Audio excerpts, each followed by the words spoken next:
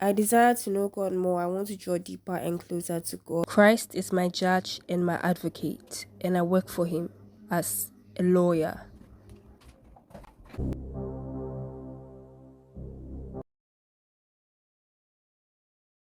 Is my judge and my advocate, and I work for him as a lawyer. Welcome to Price's Courtroom. We have Lawyer Nanama here, where I present myself as a Christian lawyer, bringing forth Christian legal advice from the Constitution of the engrafted word of the Lord, where we all refer to it as the Christian Bible. Happy New Year to all of you, my clients, and I'm so excited. I'm so happy that you are still embarking on the journey to draw deeper and closer to the righteous judge. And I am so excited. I'm so happy that you have still followed. You have still been with me through it all, from the first to the ninth Christian legal advice, and finally we are now heading to the 10th Christian legal advice on the 11th episode. I am so excited, just as you are so excited, to draw deeper and closer to the righteous judge. As it were, on the ninth Christian legal advice we looked at the other time, we said that finally the Samaritan woman had surrendered. Now, who would have thought that this Samaritan woman would have surrendered, because she proved very questionable. She was probing Jesus. She was asking a lot of questions. She was condemned and all of that. And finally, she now asked Jesus, give me this living water that I wouldn't have to draw water from the well anytime I'm thirsty. And you realize that now the Samaritan woman had asked the Holy Spirit to come inside of her. That was the living water representation. And we saw that. And we said that as the Christian legal advice, that is the Samaritan woman surrendering to Jesus finally.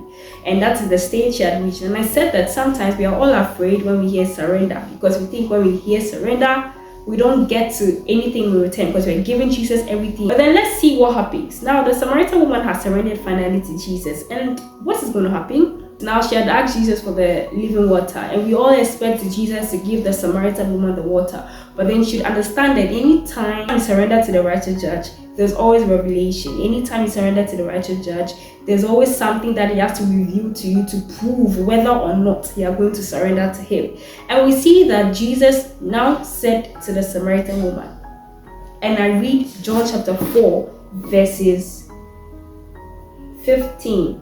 The woman said to him, "Sir, give me this water that I may not thirst, nor come here to draw water." In verse 16, Jesus said to her, "Go call your husband and come here."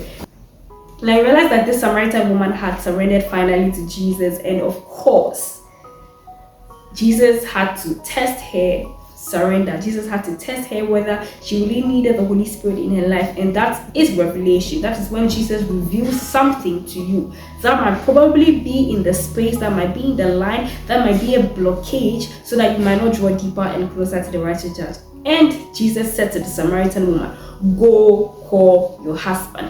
You might surrender to Jesus. You might whisper, "Jesus, I surrender everything to you, that only you can do what no man can do in my life. Oh Lord, come into my life and come and live inside of me. Holy Spirit, I want you to influence me so much that the things that I don't want to do will be the very thing I want to do."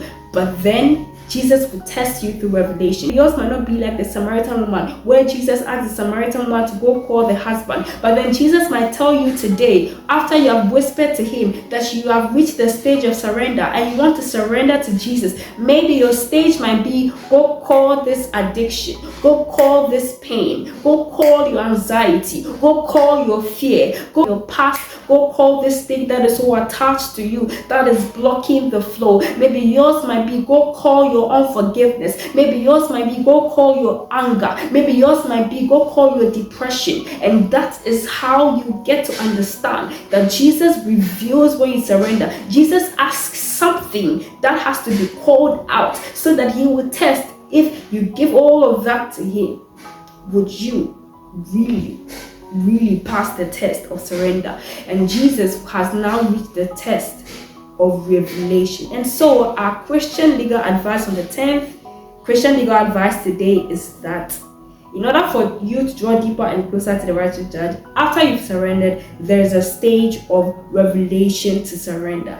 There is a stage of revelation to surrender. And I want to ask you, what is your stage of revelation to surrender. After you have reached the stage of surrender, is there something that Jesus is asking you to give up? Is there something that is in your life, in your space, that Jesus is asking you to give? If you have nothing in mind, I believe that you have to still surrender to Jesus, and there will be a revelation, there will be a call, there will be a within calling that will be so painful, that might be so grieving, but then that might be the revelation that Jesus is asking you to go call for your form of surrender in the stage of revelation. Christ is my judge and my advocate, and I work for him as a lawyer. Book your appointment on my Instagram, @LawyerNanama. Don't forget to subscribe, and don't forget to hit the like button and share it to others. See you another time.